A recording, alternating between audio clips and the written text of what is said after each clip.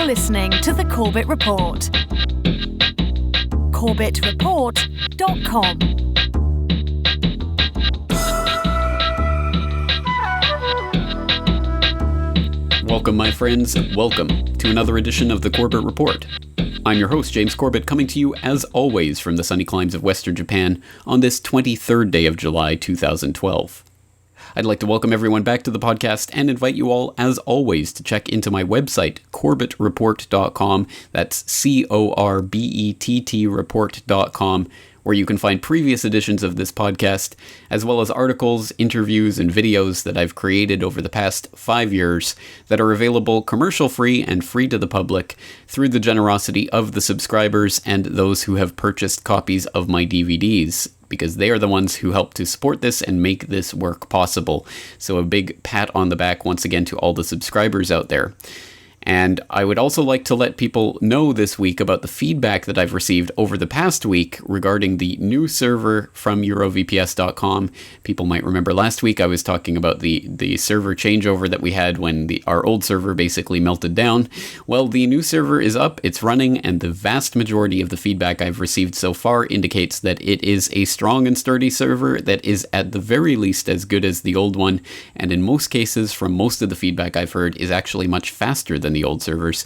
So I'm very glad to hear that, and that means that we can continue on with the free servers generously provided once again by EuroVPS.com. And on another note, I would like to let people out there who don't know that I am also appearing on the John Statmiller radio program every Tuesday on republicbroadcasting.org, and I'm appearing there on the second hour of that broadcast, so that's from 5 to 6 p.m. Central Time, and I'll let you work that out depending where in the world you might be listening, but from 5 to 6 p.m. Central Time in North America, I will be appearing there every Tuesday from now on, and we're talking about a wide range of subjects, and I'm giving my insight into that and taking calls. So I hope you will join me there as well. And other than that, I don't think there's a lot of housekeeping to go through, so why don't we get straight into today's episode. Welcome to episode 236 of the Corbett Report podcast, Peeling the Onion. If it is true, as the old adage would have it, that laughter is the best medicine, then surely the onion is just what the doctor ordered. We have a story for you right now that is really going to get you steamed up. It's one of those abuses of power stories. Today, the Make-A-Wish Foundation, you know them for all the charitable work they've done over the years, is expected to file for bankruptcy, all due to the financial strain caused by one little child's wish for unlimited wishes. You've got to be kidding me. I wish I were kidding you, but I'm not. No, this kid, Chad Carter, he's an 8-year-old living up in Boston. He has leukemia.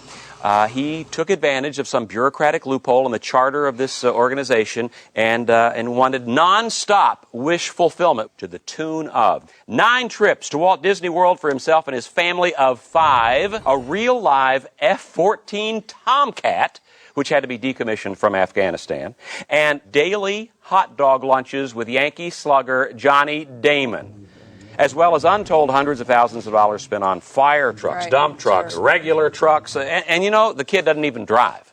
Unbelievable. Yeah, well, unbelievable. Listen to how he responds to all this. I don't want the wishes to ever end. Can you imagine? Is there only himself to think of? And joining us now here is Make-A-Wish Foundation President Dean Fineglass. Dean, our sympathies to you today, buddy. You are really in a bind, aren't you? Yeah, we sure are, but our slogan is, a promise is a promise. Because of that, our hands are pretty much tied right now. So, Dean, what have you thought of to do to fight this situation? Well, we had gotten a pro bono legal team, and of course, Chad found out about it, and guess what? He wished away our legal team. It's very got clever. All the bases covered. Yeah. Every day I go in there, and it's more outrageous than the day before. Is there anything our viewers can do to help? There is. They can send donations. We're asking just about for anything. I mean, if they have 10-speed bicycles, volleyball sets, connections with celebrities. Right. The worst case is that we continue to grant Chad, day after day, his unlimited wishes from now until the day he dies. Well, and we can only hope that that's coming soon. Well, unfortunately, Make-A-Wish is now responsible for the best oncology care for Chad, as that was one of his first wishes. Wow, this kid thinks of everything, doesn't he? Yes. Best of luck to you. We're hoping for you. Thanks a lot. Thanks. Well, if you're anything like me, you'll find that The Onion is more often than not quite hilarious. But more so than just the broad, general satire that's meant to elicit unthinking guffaws, it's very interesting sometimes how The Onion is really able to put its finger on the pulse of what is really happening politically through its own twisted brand of humor and satire. I'm Brooke Alvarez. Let's get right to our top story tonight. Congress today reauthorized funding for Facebook, the massive online surveillance program run by the CIA. According to Department of Homeland Security reports, Facebook has replaced almost every other CIA information gathering program since it was launched in 2004. After years of secretly monitoring the public, we were astounded so many people would willingly publicize where they live, their religious and political views, an alphabetized list of all their friends' personal email addresses, phone numbers, hundreds of photos of themselves, and even status updates about what they were doing moment to moment. It is truly a dream come true for the CIA. Much of the credit belongs to CIA agent Mark Zuckerberg, who runs the day-to-day Facebook operation for the agency. The decorated agent, codenamed the Overlord, was recently awarded the prestigious Medal of Intelligence Commendation for his work with the Facebook program, which he has called, quote, the single most powerful tool for population control ever created. A new book called The Truth About September 11th claims to present evidence that the destruction of the World Trade Center was not the work of terrorists, but was in fact perpetrated by the U.S. government. With us, the much maligned book's author, William Gerard. Most of the mainstream media, they're just too afraid to even have me on, so thank you. Also joining us is Omar Al-Farouk of Al-Qaeda. He's an outspoken critic of what he calls Gerard's 9/11 conspiracy theories. Yes, Michael, I assure you that is all this book is complete nonsense. Mr. Gerard, how did you arrive at the conclusions in your book? Where are the facts? Well, through here? scientific examination of ground zero. For example, the melted core. I mean, that was definitely evidence that there were thermite bombs that were used in bringing down those buildings. I can assure you, we did not use thermite bombs. I did the research myself. It would not have worked. We flew an enormous airplane into a building. Okay, I think it is obvious what caused the building to crumble. Why are you being so close-minded to this, sir? If more How would people you just like had the it courage. if you spent, 2 months in a mountain cave, sleeping on rocks, planning something really special, only to have someone take the credit away from you? Say, oh no, you don't deserve the credit for it. Mr. Gerard, why in the world would the U.S. government want to stage this attack on their own soil? Greed, of course. And to increase oil revenues, the weapons industry, and security industry. And these are all things that Bush and puppet master Cheney, they've got their stakes in. One final item. I've been informed that the CIA has accidentally overthrown the government of Costa Rica. The country was a thriving democracy, therefore the CIA intervention was a small mistake.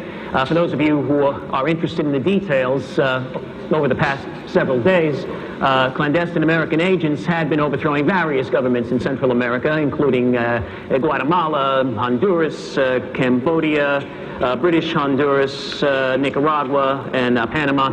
After the British Honduras overthrow, several of our agents met at a CIA airstrip in the Costa Rican jungle. And as they did not receive an official hold and do not overthrow order, they organized an anti-government militia, of course, and proceeded to topple the government. Well, I imagine for listeners of the Corbett Report, some of those reports are quite interesting, even if The Onion is inserting them into the mainstream discussion under the guise of mindless humor. The point is that some of these ideas are being inserted into the discussion, and that must be some achievement in and of itself, no matter really what form that's coming in.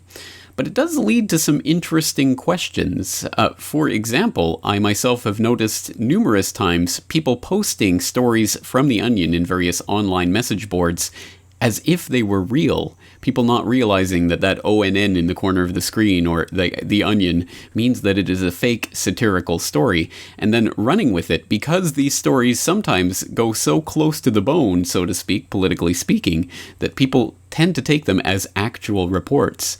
And this isn't something that just happens from time to time with crazy people on the internet. There are respected institutions and even governments that sometimes fall for The Onion.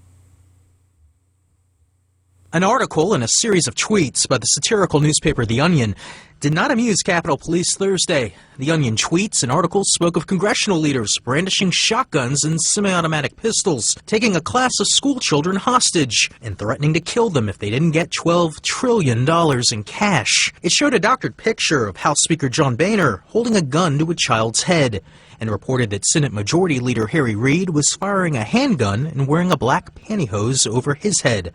In a statement released Thursday, Capitol Police spokeswoman Sergeant Kimberly Schneider said, "There is no credibility to these stories or the Twitter feeds. The U.S. Capitol Police are currently investigating the reporting."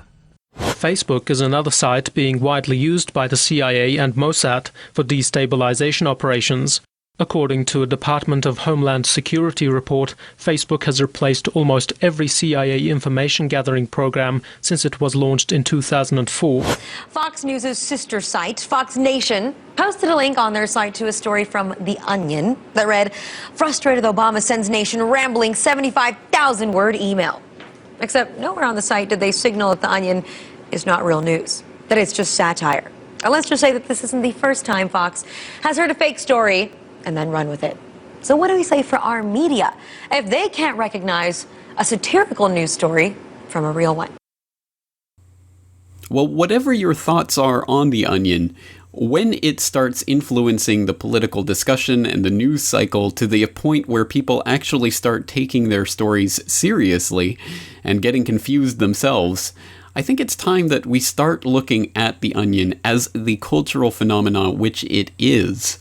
And I am loath to be the one to start dissecting the humor and to poop on that particular parade and ruin the fun for everyone, because there's nothing less fun than looking at why a joke is funny, etc.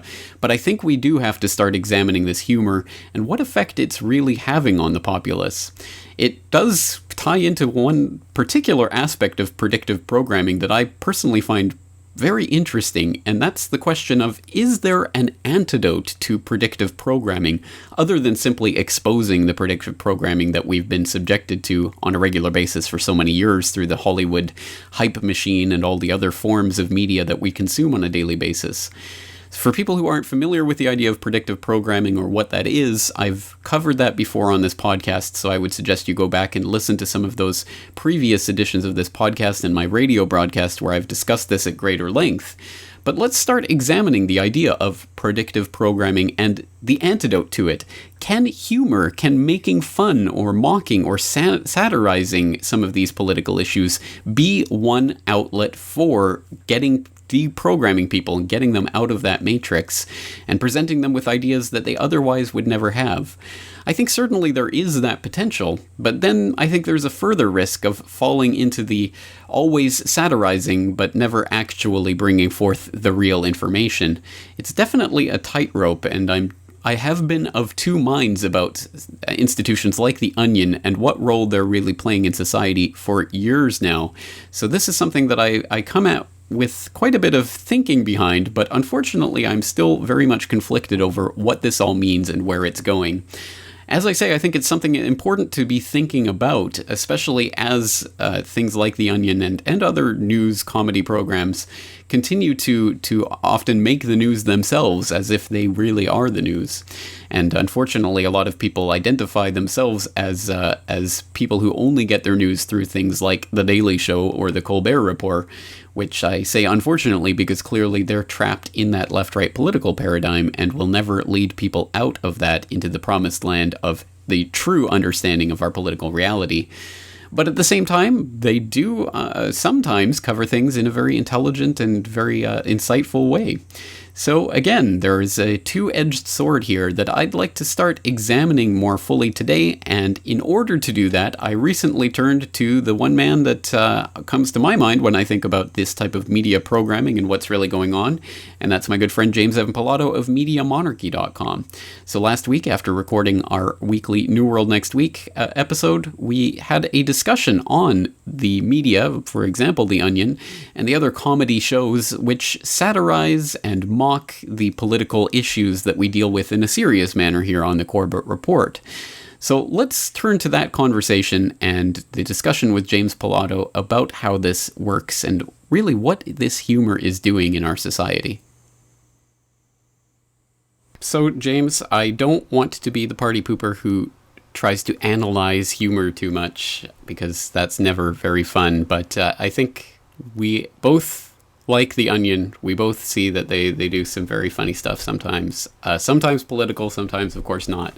But I have been interested in the last few years in some of the things that they've been doing that obviously play into some of the things that we talk about and that are usually derided in the mainstream media, but The Onion seems fit to bring it to light in their comedy. So, for example, one example that comes to my mind is, I'm sure you saw it a few years ago. They did one of their fake reports, and it was a congressman giving a speech about, he's giving a speech about this thing that's been censored, that's been redacted, and they can't talk about. And he's giving a speech on the floor of Congress, and he's saying, redacted, aliens from above, redacted, to blow up the Statue of Liberty, redacted, or something like that. It was a ridiculous speech.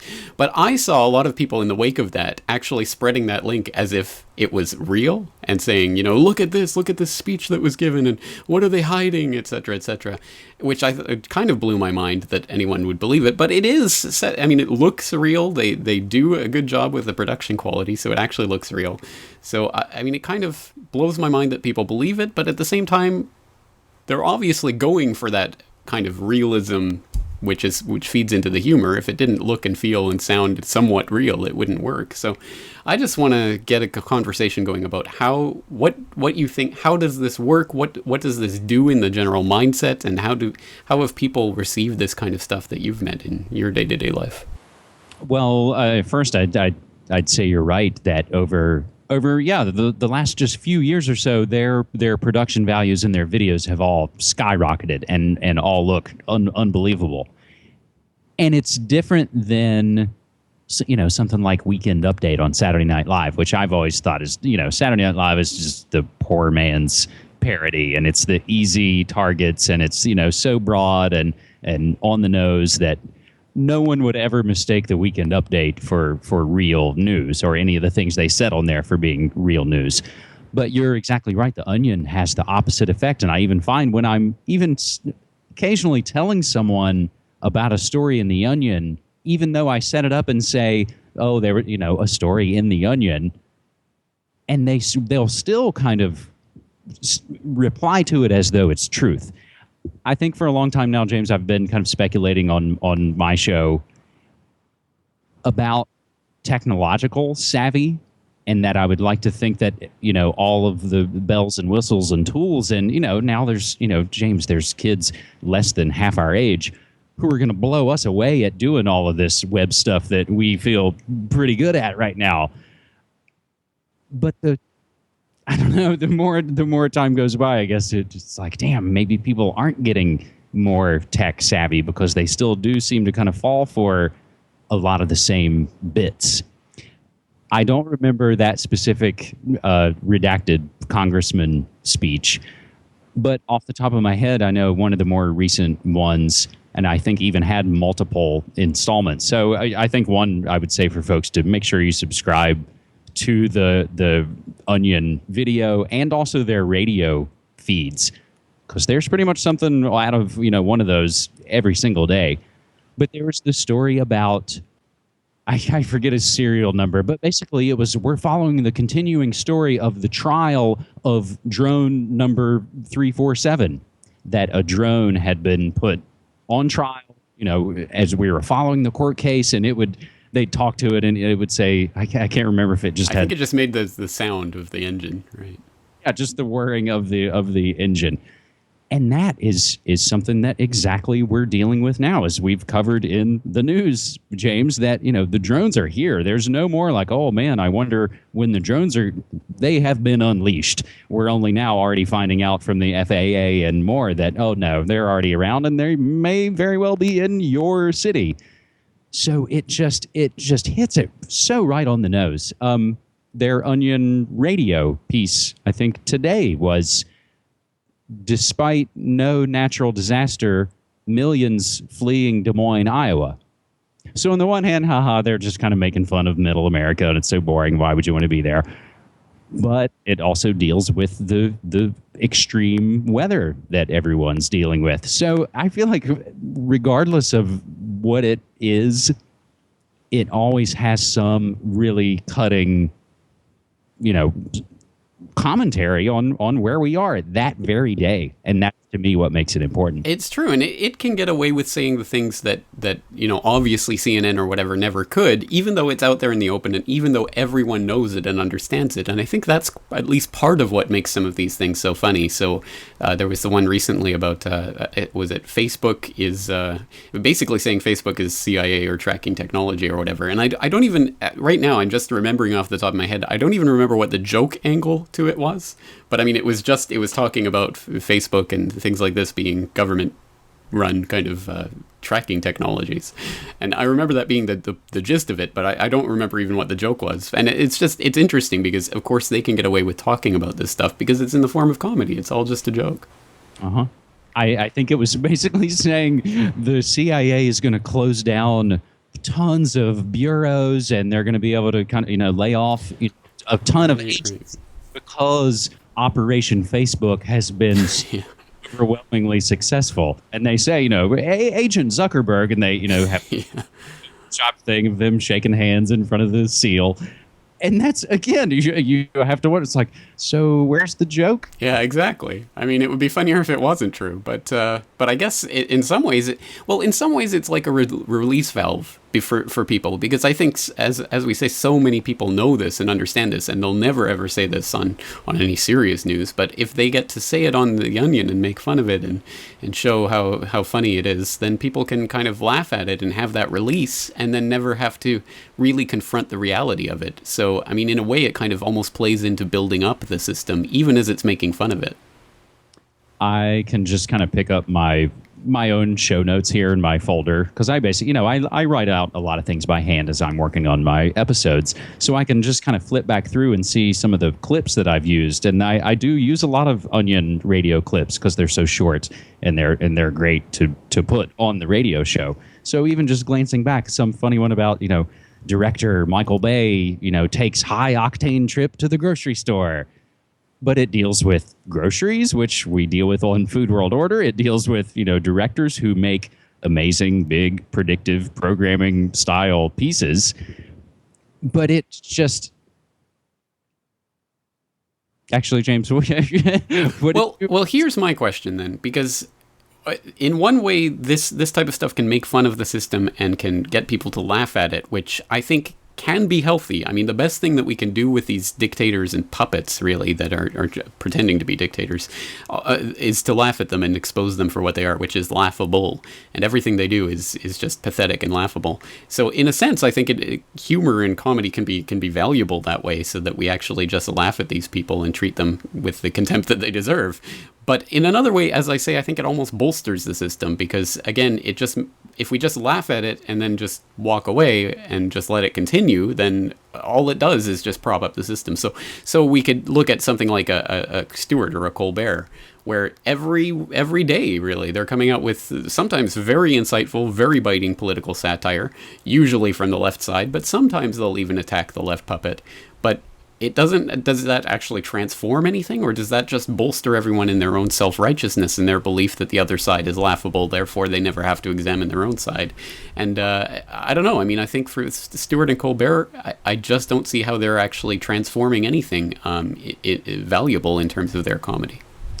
I definitely here in the uber liberal Portland, you do see so many people who basically think, well, I watch The Daily Show, so I'm completely informed. I don't have to watch any other news, and I know all the stupid things that other phony political paradigm side is doing. But that is an interesting take, James, that it doesn't just maybe normalize it. Because you and I have talked about, it's one thing to know that, the events of 9/11 are a lie. And it's another thing to know that all of these fraudulent things that our own research has bared out, but you have to live like it. So, you've got to walk the talk. So it's one thing to know that 9/11 was an inside job, but do you live your life with that knowledge? You got to know that Vietnam is about drugs, and all of those kind of fundamental things that essentially build up. I mean, are the structure of American culture. You have to live your life knowing that those things are lies and that most of the institutions that claim they're going to take care of you are all completely full of it. So we have to live our lives knowing that, these are the realities. And hopefully that's what great satire does and can do. And of course, I would always want to throw in, I would think people like George Carlin and Bill Hicks are, genius, other modern day satirists in a slightly different, forum, but still on it. Mm-hmm. Yeah, I agree. I think you're right. I mean, I think you're right. Ultimately, I don't think we can say that comedy is going to be good or bad or transformative or not transformative or serve the status quo or go against the status quo, because ultimately it's just like any other tool, right? I mean, it depends how you use it and how you incorporate that into your life. So I think for some people it is just a release. It's just mindless diversion and entertainment, and then they can go back to their day-to-day reality after the half hour of that show is over or whatever. But from the other side, the people who already know this and who have already incorporated this, I mean, maybe it is just a kind of a, hey, well, that's funny because it's true kind of knowing laugh that we can get out of this political satire that's done well. So I don't know. I mean, I guess I don't think there's anything definitive we can say about this other than it's what people make of it. You mentioned Jon Stewart in The Daily Show, and just again recently on my show, I played, and it was the same episode, played the recent clip from CNBC where the guests all basically go, oh, well, yeah, we're pretty much slaves to the central bankers. And there was another clip, and it was maybe the great clip of The Daily Show breaking down Obama and his executive orders in Fast and Furious. I had made the note on the show, it would be far more telling, however, if Jon Stewart would come out and say that we're slaves to central bankers. But I find it fascinating that his brother runs the New York Stock Exchange. So all these dudes, whether you're, the Vanderbilt heir like Anderson Cooper, and good on him for coming out, and the social and the personal things, like, I don't care, be yourself. Again, if you're free, you believe that consenting adults can do whatever they want. But I don't think Jon Stewart's going to come out and say, hey, my brother, part of this phony scheme. Right, yeah. No, because I remember watching Jon Stewart interview Jim Cramer. Is that his name? I don't even remember. The Mad Money guy, Jim Cramer. When he did that interview, it was truly some of the best TV that I think I've seen in years and years. And of course, I only watch TV on the internet now, so I guess I'm not an authority on it. But it was truly very, very interesting and very well done. And he actually asked the kind of questions that I would like to see interviewers actually ask these people.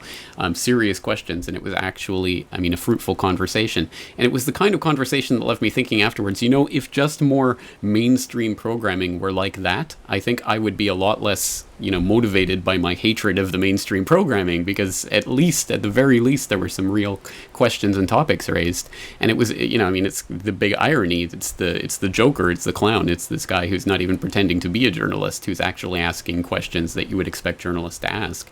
But you're exactly right. Underlying all of that is that it's not Jon Stewart, it's John Leibowitz, and his brother is the head of the New York Stock Exchange, and it's all this phony showbiz make-believe, and of course, when they turn the lights off, they're all best buddies behind the scenes. So, you're exactly right. You're never, ever going to find that kind of, truly questioning the fundamental paradigm in anything that's like this, anything that's become that big or has that big a budget. And that's, to a certain extent, when you look at something like The Onion, you have to think, these guys have this huge budget, and now they truly look like CNN or any other, news station. And what's underlying that as well? Are they ever going to fundamentally question the paradigm or do something that really sticks the dagger in the heart? Of course not. It's all just going to be in good fun, and everyone shakes hands and goes home at the end of the day. So yeah, I'm not exactly looking for a comedic messiah here to lead us to the promised land, but at least we can have a few laughs while we're getting there, I guess. Well, no definitive conclusion is possible with a conversation like that, but at the very least I hope that throws some of the ideas out on the table. So let's start examining those ideas and see what's really behind them. So, for example, we have the idea that in comedy, we can say things that otherwise would be immediately rejected by people.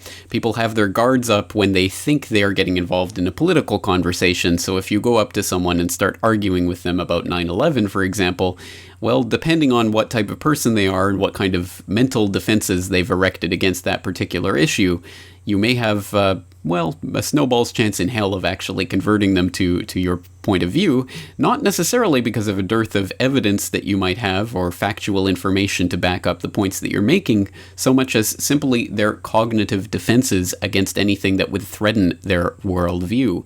But humor can be one of those ways that you can slip past people's defenses. They put their guard up in so many ways that sometimes humor can be the thing that gets them to put their guard down for a moment.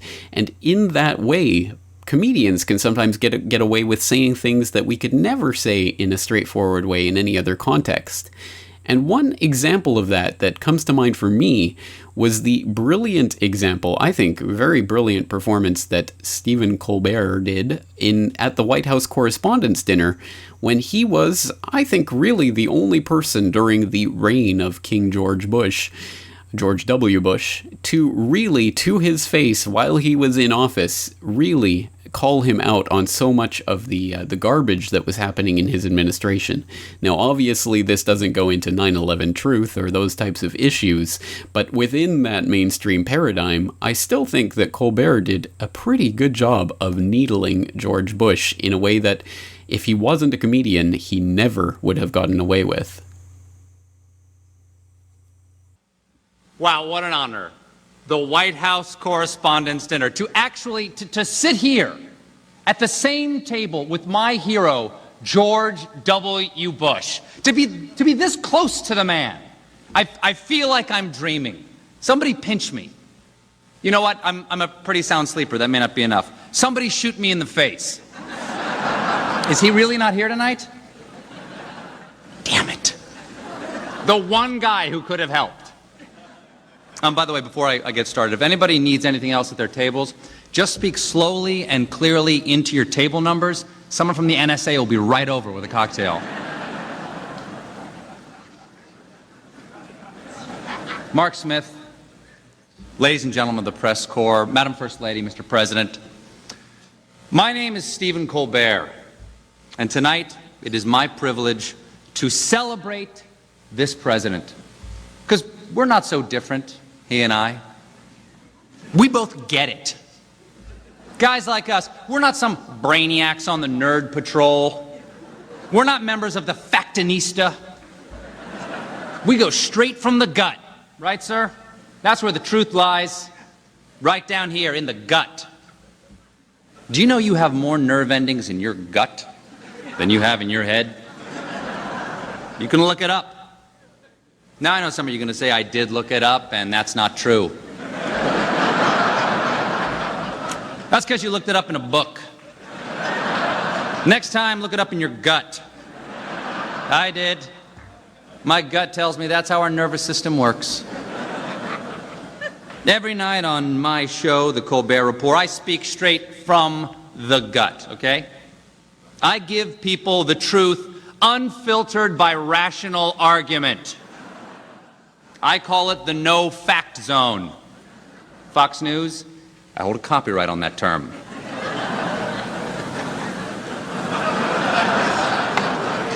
I'm a simple man with a simple mind. I hold a simple set of beliefs that I live by. Number one, I believe in America.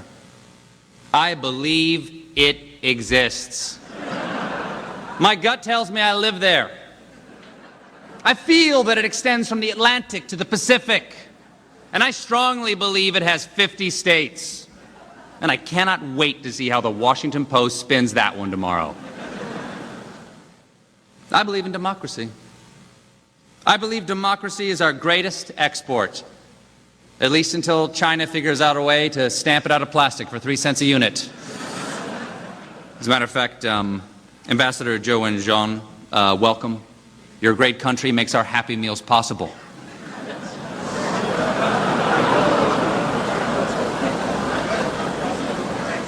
I said it's a celebration.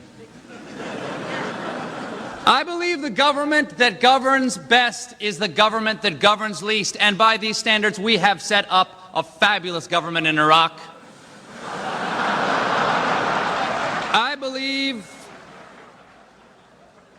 I believe in pulling yourself up by your own bootstraps. I believe it is possible. I saw this guy do it once in Cirque du Soleil.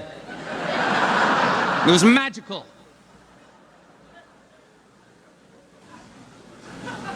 The greatest thing about this man is he's steady. You know where he stands. He believes the same thing Wednesday that he believed on Monday, no matter what happened Tuesday. Events can change. This man's beliefs never will. Some humorous gags in there, but also a lot of truth, I think. And it did cut a bit close to the bone, and that's why there was so much negative press coverage of Colbert's speech after the fact, saying it was a hack job and no one was laughing, etc., etc. Even though I thought quite a lot of it was very well done and quite hilarious, actually. But of course, the press had to rally around their king, George Bush, after that, and make sure that no one smears poop on his presidency, other than, of course, the austere, the serious media class, the serious journalists. They're the only ones who can point out things like that, and if they're not doing it, then no one can. So again, to a certain extent, that plays into and props up the system by playing into the left-right politics and into the idea that the president has any power beyond what he's told to do, etc., etc. But within that framework and within that paradigm, I still think that goes a long way to satirizing and mocking and exposing some of the real atrocities that were committed in the Bush regime. And sometimes the best way to deal with a tyrant is just to laugh at him, because in a lot of ways it's like the Wizard of Oz. If you fear it, then it is something fearful. But if you pull back the curtain and just laugh at the pathetic nature of what's really behind that curtain, that gives you the power, and that puts the onus and the power back in your hands. So I think there is, even within that rigged political system, there is something to that satirizing and mocking of the system that is inherently healthy. Another example I would like to point people to of comedians getting away with things that, again, they would never get away with in any other context. Well, for this example, let's turn to Australia and the Australian political context, where there is a comedy show called Chasers, War on Everything, that I would recommend people check out if they haven't already. It's not only good in terms of political humor, but I think a lot of their humor is quite very well done. And in some cases, they have really gone quite far, perhaps over the line in any serious political context that would have gotten them in quite a bit of trouble. But because they're comedians, they can get away with it, and people can laugh at the system. But it does beg the question, if someone as stupid as George Bush can get a seat at the APEC table to discuss the war on terror, then shouldn't we open it up to all the key players in world terror, like Osama bin Laden? Exactly. Where was Osama's invite? He should have been there at APEC, and who better to help him get them there than the most wanted people in the world right now? Julian Morrow and Jazz Licciardello. Let's do it.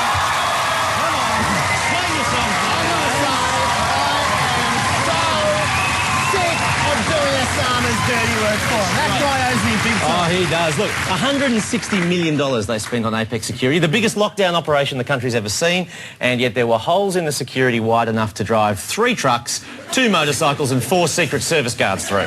Top effort, blokes. Let's have a look now at how it all unfolded. Talk us through it. Okay, well, Osama likes to travel in style, right? So we made a do-it-yourself motorcade, cunningly disguised with this Canadian flag. Oh, yeah. It's a modern-day Trojan horse. Yeah, but there are a few hints we were fakes, like our official code, SFA. Yeah, I don't think motorcades have had runners since JFK, especially not ones with handy cam. But once we were rolling, nothing was going to stop us, except... Fuck, we got a red light. Yeah, let him through. But yeah, cops don't keep Osama waiting, so watch this guy here. He stops the traffic and then waves us through. That was amazing. No questions asked at all. On we roll, right up to what they call the Ring of Steel. There it is. And didn't security jump on us? We stopping? No, you're fine.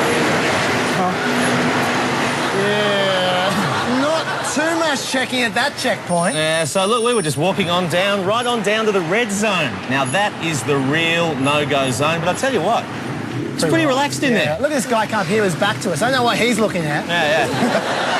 Now, you know, the media said we got past a second checkpoint, but it wasn't really like a checkpoint. It was more like a guard of honour. They're not too fast, are they? Yeah, now look, by this stage, it's become pretty bloody obvious the cops weren't going to stop us, so we decided to stop ourselves. Sorry. I'm sorry, I'm going to have to turn this around. We've got to go back. Okay. Now, at this stage, we've got much further than we ever expected. I think that's fair to say. And all of a sudden, we're trying to turn around a motorcade right in front of George W. Bush's hotel. Chaz, I was a bit worried. Yeah. But as for the cops, well, they weren't so worried. We'll just go back this way, okay? Okay, turn around. Road yours. Thank you very much. Thank you, officers. Good work. Great work. Well, they did say the road was ours. Ours to do whatever we like, apparently. So, look, we've been in that car for ages, so we thought we might stretch our legs a little. Okay, let's walk. Let's walk. Yeah, all right, let's go. He's walking with me. All right, come on, let's go. And I think this is when they got a bit suspicious. I think so, yeah. Who are you? Officer Julian Morrow. Chase. VIP liaison. Okay. So here I am, Osama bin Laden, staying 10 metres away from Bush's hotel. So what do? They arrest the other guy.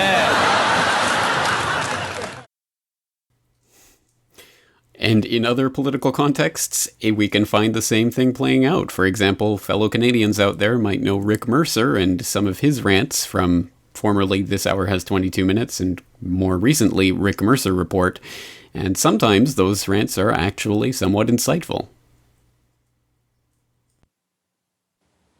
When you walk around the grounds of Rideau Hall, Canada's official residence for the Queen, or her reasonable facsimile, the Governor-General, you can't help but be impressed. This is a very expensive piece of real estate. We're talking 79 acres in the middle of Ottawa. And this is not the only one either. Oh no, the Queen of England has official residences from one end of this country to the other. And I don't know if you noticed this, but the Queen doesn't really come over here that much. Which makes me wonder, why are we paying for all this? I mean, the lights are on, she's not home. Well, actually, that's the problem. She's at home. In England, in another country, which begs the question, why is a woman in England the head of the government here in Canada? As the rules are now, if the Prime Minister wants to call an election, he's got to get up tomorrow morning, come over here, knock on that door, and ask the Queen's representative for permission. I don't think so. If I was the Prime Minister, I'd come over all right. I'd come over and tell the whole lot of them they had to be out of the house by the end of the month. We're not British people anymore. We're Canadian. Let's act like it. Let's get the Queen off our money and turn this place into a big park. The British political context as well, of course, is no stranger to biting political satire and iconoclastic humor. And you could go back to, for example, the Spitting Image show back in the 1980s, or in a more recent context, something like Charlie Brooker's Screen Wipe, which certainly takes no prisoners in its no-holds-barred approach to skewering and satirizing the news. There were tense exchanges between Lord David Camerabum and Edwardian Miliband, but we can't show them here. Thanks to the law, we're not allowed to use footage from inside the House of Commons or the Select Committee or the Leveson Inquiry. We can't show you Prime Minister's questions or Murdoch getting hit with a pie or Hugh Grant, none of that. But that's because we're classed as an entertainment show, unlike This Week, which can use the footage because it's a proper current affairs show. Look, proper current affairs. Fortunately, however, we can bring you a theatrical reconstruction, so we have. Yes, for the purposes of this show, several stars from Made in Chelsea have sportingly staged a dramatic performance of parliamentary proceedings in the Hen and Chickens Theatre, Islington. For instance, here Chelsea's Ollie Locke relives the controversial moment David Cameron said, "Calm down, dear." He's no longer an MP because he lost the election. Of the Conservative candidate, I'm afraid he is now a GP. Calm down, dear. Listen to the doctor. See? Brilliant. Take that, the law. Well, I could go on and on and on, but suffice it to say, no matter what country you're living in or what day and age, there are always comedians out there that are willing to skewer the political establishment and the status quo and to speak truth to power perhaps with no larger quest in mind than simply garnering a laugh and getting some guffaws out of the audience. But no matter what the motivation behind it is, I think it is healthy for people to be presented with the absurdity of some of the things that we're expected to believe, some of the propaganda that the political establishment tries to shove down our throats. It is healthy for us to laugh at that and to really expose the political elite for what they are, which is really nothing more than or nothing less than the wizard behind the curtain and the Wizard of Oz.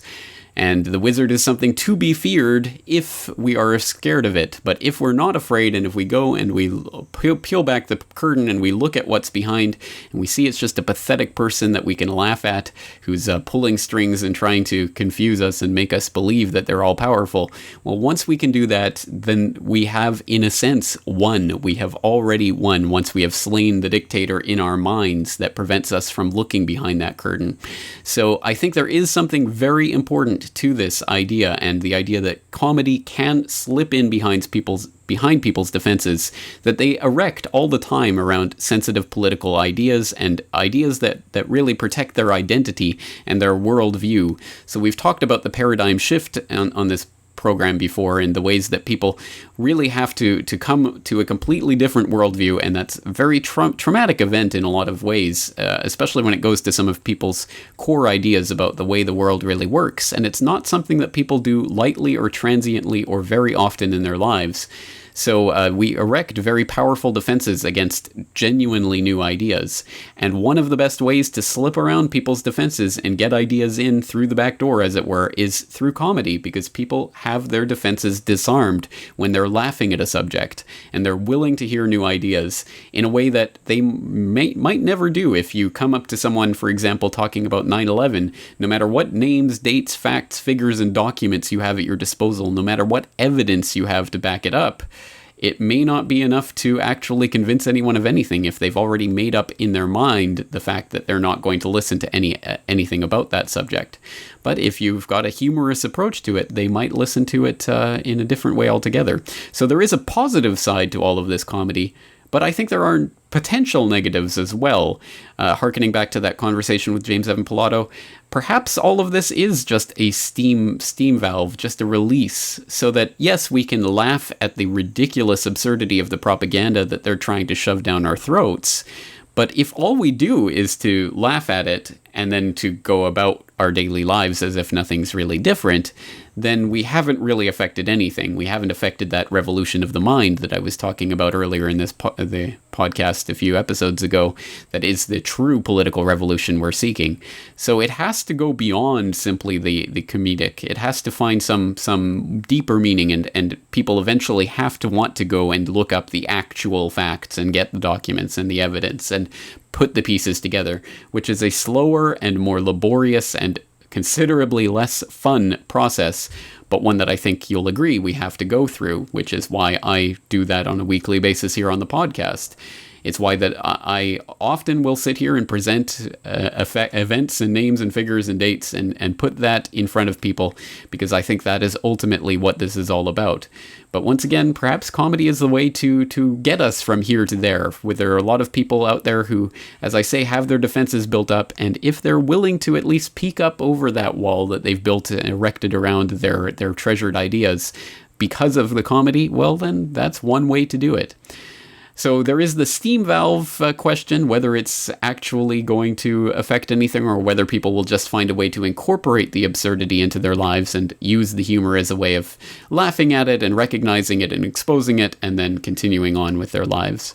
So there is something of a balance here. I think there is the possibility of a two-edged sword, but again, it is just a tool like anything else. It's just a tool that we have in our InfoWar armory that we can pull out and we can use for particular situations to reach particular audiences about particular subjects.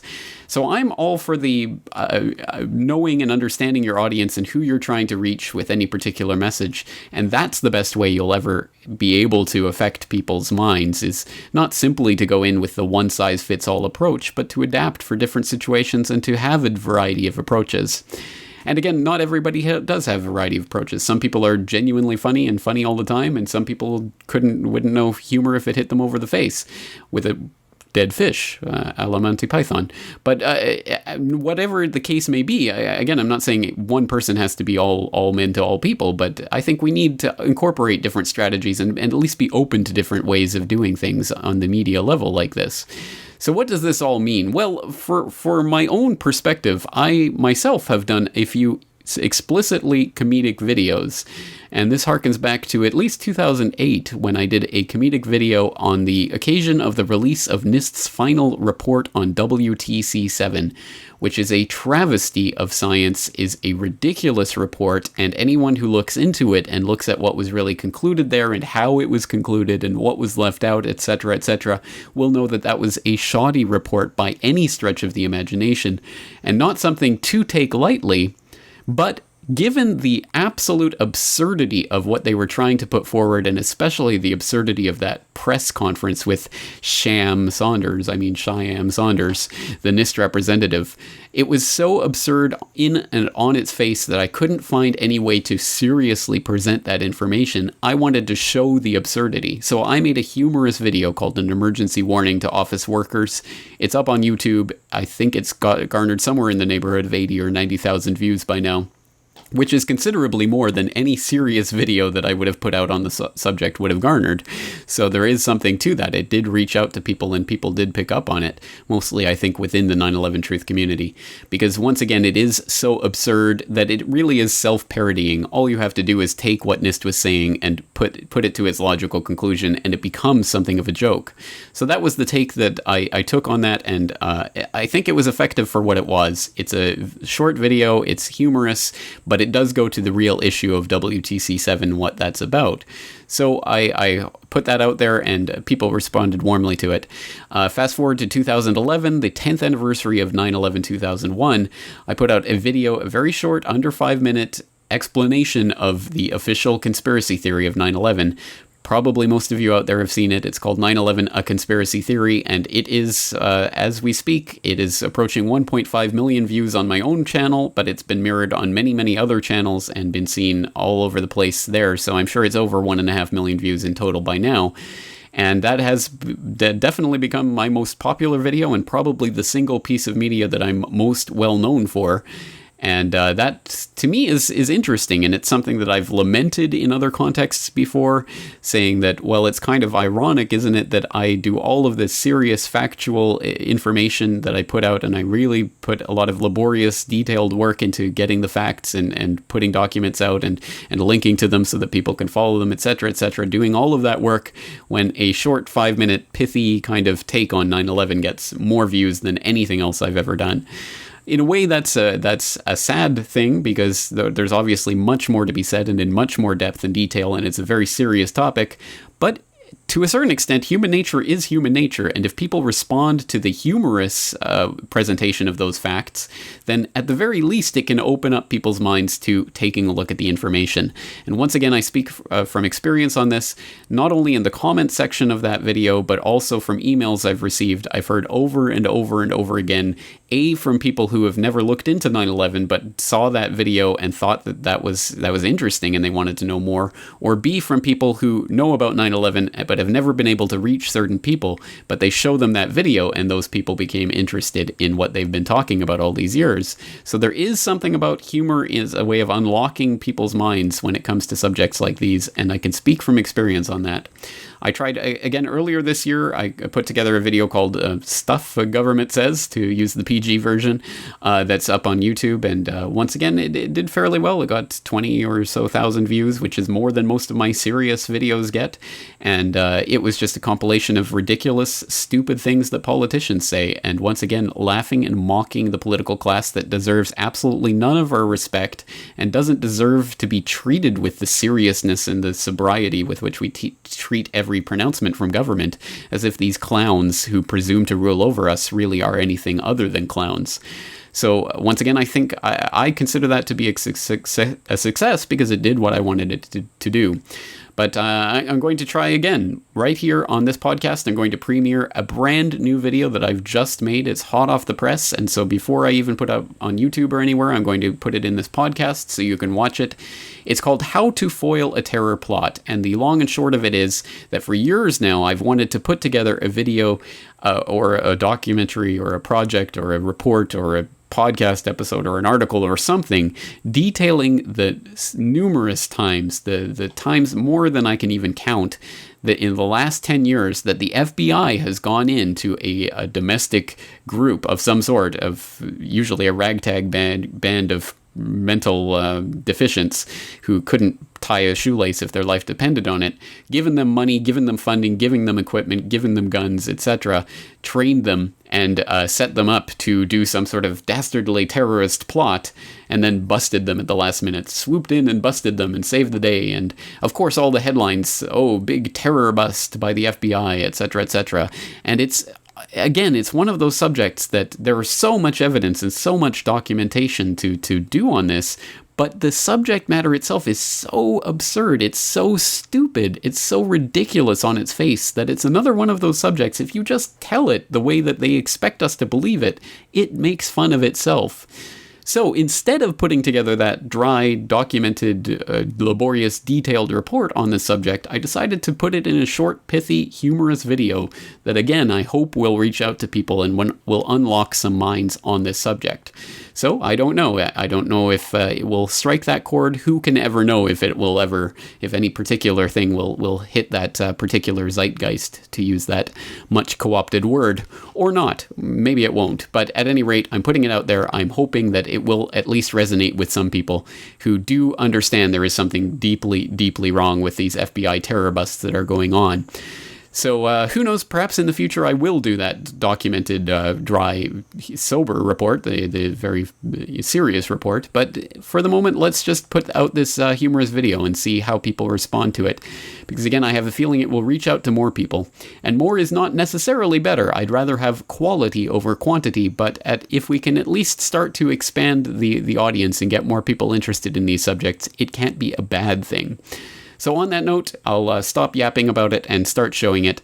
It may not be your sense of humor, it's certainly my sense of humor, so take it for what it's worth, and I'll put the censored version on this podcast, because this podcast gets played on radio stations, etc. But for the uncensored version, you can go to YouTube or Blip, and I hope that if you like this, and if you think it's valuable, I hope you'll spread it around to other people. Here it is, my brand new video, How to Foil a Terror Plot. Are you the head of a large homeland security bureaucracy whose funding depends on your supposed ability to foil large-scale terror plots in spectacular fashion? An attorney general in hot water over knowingly selling guns to Mexican drug lords that resulted in thousands of murders? A White House official who's worried that the public is just no longer scared by turban boogeymen? Well, today on the How To podcast, we tell you how to foil your own terror plot. In order to bust a fake terrorist cell that you yourself funded and created, you'll need a bunch of total with intelligence in the bottom quartile, preferably homeless people, as they can more easily be bribed with food and rent money. Money for bribing, equipping, and supporting your fake terror cell, although this can obviously come from the taxpayer funds you have access to. An FBI or government informant, and a suck-lap-dog corporate media that will breathlessly report everything you say as gospel truth without the slightest bit of skepticism. Once you've assembled these ingredients, you're ready to begin setting up and then busting your very own fake terror threat. Step 1. First, gather your team of low-grade morons at the local bus station or abandoned warehouse. The suspects are Midwesterners who said they wanted to strike out against corporate America. Federal prosecutors say this man, Rezwan Fardas, a 26-year-old American citizen, wanted to help al-Qaeda kill Americans. Well, Don and Christine, federal investigators say the suspects are 4 men with a shared hatred for America. Although the 7 suspects are described as al-Qaeda inspired, law enforcement sources tell CBS News there is no evidence tying them to any terrorist group. Step 2. Next, give your crack squad of intellectually challenged a pre-scripted terror plot to aim at. Keep in mind, the more ridiculously implausible the plot is, the more likely it will be to generate those much-needed headlines when you later swoop in and pretend to bust them. They plan to blow up the heavily traveled span over the Cuyahoga Valley National Park. The alleged plot is chilling. Fardis wanted to pack large remote-controlled model planes with C-4 explosives and crash them into the Pentagon and U.S. Capitol. Allegedly led by Narsil Batiste, the group had visions of raising an Islamic army pledged to Osama bin Laden, and according to the government's indictment, was conspiring to provide material support to al-Qaeda and wage a full ground war against the United States. And though it reads like the pages of a Hollywood script, the impact would have been very real, and many lives would have been lost. Step 3. Finally, have your pre-planted FBI agent or government informant provide this band of patsy troglodytes with all of the supplies and equipment needed to proceed with the fake plan, regardless of whether or not they would ever be able to actually acquire any of these provisions without your help. The FBI began its investigation last year after it says Fardis told an informant about his desire to wage jihad against the U.S. The FBI sent undercover agents posing as al-Qaeda recruiters to meet Fardis. Prosecutors played video of Hussein and 4 alleged would-be bombers planting what they thought were explosives outside of Jewish houses of worship in the Bronx in May of last year. The devices were fake and supplied by the FBI. Aided by an informant posing as an al-Qaeda operative, federal agents captured these grainy images of the group's meetings, held in this rundown warehouse in one of Miami's poorest neighborhoods. Step 4. Now go in and arrest the clueless you funded, trained, and equipped. If you've done everything just right, the government toady media will report everything you say about this ridiculously unlikely terror plot as if they were golden jewels of truth dripping from the mouth of Jesus himself. U.S. officials say they've smashed an Iranian plot to bomb Saudi Arabia's ambassador in Washington with paid help from a Mexican drug cartel. Motivated by hate and bent on killing their neighbors. Investigators say the 4 men from our area used their faith to justify planned attacks on houses of worship. John Miller is joining us now. John, how does blowing up the bridge further their fight against corporate America? Well, it's a little muddled, Scott, but their theory was that, A, it would force the government to put security on every bridge in the country, and that would cost money, and that, B, it would mess up traffic and keep people from getting to work at those big companies. A lot of people say these guys who wanted to blow up the Sears Tower and FBI buildings are just a collection of misfits and wannabes, nothing to worry about. I think this is actually an update of the Islamic extremist plan for the perfect day. Pro tip. If anyone from the media bothers to press you on any of the actual details of your fantasy scenario, admit everything, change the subject, and pray that no one notices. The man have any actual contact with any members of Al-Qaeda that you know of? The answer to that is no. Did you find any explosives, weapons? No, and you raise a good point. This has been a public service announcement from the Friends of the FBI, DHS, and DoD, helping to keep America stocked with would-be non-terrorists who can't tie their own shoelaces since 9/11/2001. Because ignorance is strength. Well, there it is, folks. My new video, How to Foil Your Own Terror Plot. I trust that puts forth at least some of the information on that topic in a way that people will instantly understand and see the absurdity of it, and hopefully people will laugh at it. Hopefully it'll strike a chord with people and it will get spread around, but whoever knows what will take off and what won't. At the end of the day, I'm just happy that I'm putting this information out there, and I hope that people will pick up on what they find interesting and will start looking into it, and that's all I can ever ask. And on that note, I'm sure at some point I will put together a serious podcast or article or radio program or something on this topic where we can go into more depth about specifically what they've done and how they've done it, to flesh those points out and to show people that there is real documentation behind this. But at any rate, this is a subject that as I say, I think is self-parodying, so I've parodied it and I've done my best. So now it's up to people out there to help spread the word about this information. So once again, I guess the point for today is comedy. Sometimes I think it is beneficial. I think it can be a way of reaching out to people. It's certainly not something that I'm going to do overdo. It's not something I want to do on a every week or every month or whatever basis. But I think from time to time, as the appropriate material arises, I think it can be one way of reaching out to people. And once again, I've probably overanalyzed the subject of comedy to death, so I hope I haven't spoiled too much of it for you. But it's just something else to think about when we start thinking about media and how it can be used to influence people positively or negatively. And on that note, that's all for today. I'm your host, James Corbett of CorbettReport.com, thanking you for joining me and asking you to join me again next week for another edition of the Corbett Report. And who can give a bailout? Tell us to behave. And make the founding fathers roll over in their grave. I don't care if you hate me, I'm going to sing it anyway. Oh, the government can. And the government can go and mix it up with lies and make it all.